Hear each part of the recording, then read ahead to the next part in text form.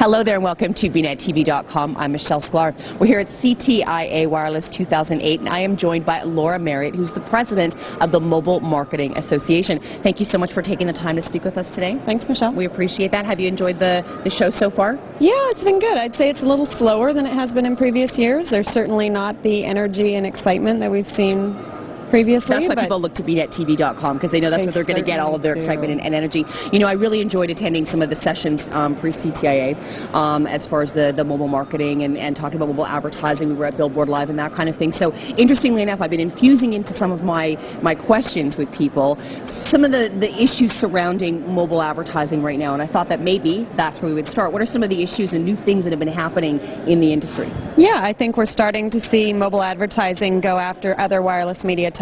So text, we see inventory sold out. Mobile web banners continue to increase in the number of brands getting involved there. We've got MMS, we've got mobile video and television. But I think one of the downloadables, sorry to all the downloadable guys, I think one of the most exciting things, though, is I've heard in the last couple of days that we're seeing spends larger than we've ever seen before. So brands over the last 2 months are spending more than they did in all of 2007. Wow. So that's really exciting for our industry. What do you think is attributing to that type of growth? I think they're learning the power of mobile. I think mobile allows them to not only engage their customer, but know who their customer is and when they're seeing the ad, how they're accessing their services. Absolutely. It was interesting, one of the interviews we had yesterday with the hyperfactory.com, and that's one of the things we were talking about. I think they're amazing. They are amazing. great. And they're really, we were talking about mobile engagement and not just trying to take yet another medium of advertising and repurpose some content and just make it work on a smaller screen in a different way, that type of thing, but really understanding the power of mobile and all the different ways to get people involved and engage people in that capacity. Yeah, they're great. I mean, Hyperfactory absolutely understands it. They draw their successes from other regions as well, so Asia, Europe, North America, and mobile is a unique channel, and we can't apply or repurpose what we've done in the internet or other media in mobile. Let's create made-for-mobile specific initiatives. Absolutely. One of the other issues that had come up at the mobile marketing the event we were at pre-CTIA on Monday. Yeah, marketing the mobile channel. Marketing the mobile channel, excuse me. Anyways, one of the things we're talking about are consumers really getting what they want, and how are brands really getting their heads wrapped around understanding the metrics. And I know that both of those things have been topics of conversation for quite some time because, of course, with mobile devices, you can extract numbers and have an understanding of what your market is all about, but are brands still delivering what they should be delivering? Well, I mean, obviously, the strategic objective for every brand is going to be different. So to answer that question is tough. But the measurement and metrics question, I would say that's the biggest obstacle we have in our industry today. We have inconsistencies in reporting from every ad server, every agency, every wireless operator, and we need to have some consistency in how we are delivering those quantitative metrics to the brand. The MMA, the GSMA are working together with the companies in the ecosystem with the IAB to figure out how do we define ad currencies for mobile, then how do we effectively measure against those currencies so that a Procter & Gamble, when they go to a Verizon, an AdMob, and a Moby, that they get the same results and reporting every time and can do an apples-to-apples comparison. Right, awesome. Key. Well, let's talk about the Mobile Marketing Association right now. Let's do that, shall we? Okay, awesome. I thought you might enjoy that. You guys have grown tremendously. You've just elected a new board. Let's start with those two things. Okay, we are now just over 600 member companies worldwide.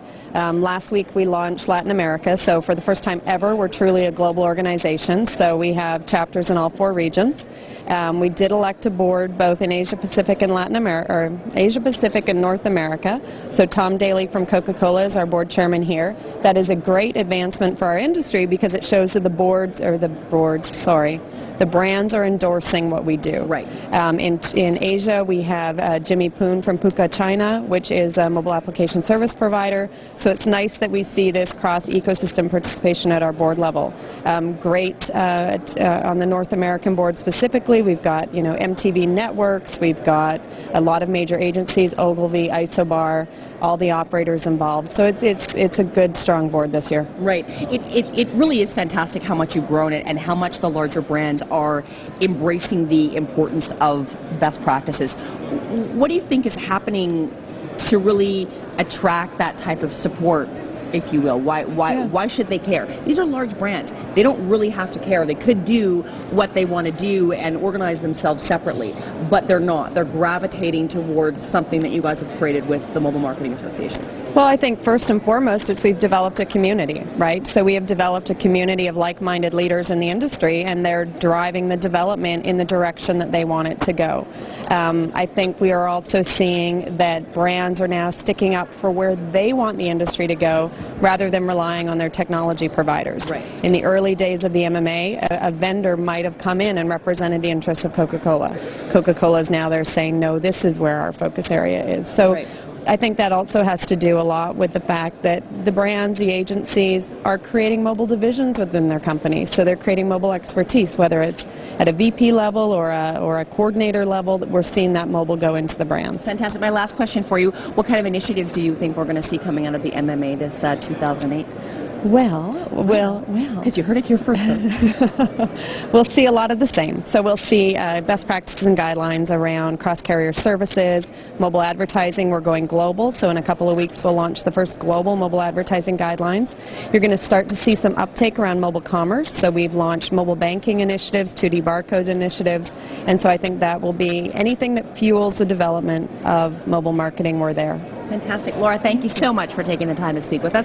We've been here with Laura Marriott, who is the president of the Mobile Marketing Association. We're here at CTIA Wireless 2008, and I'm Michelle Sklar with BNetTV.com.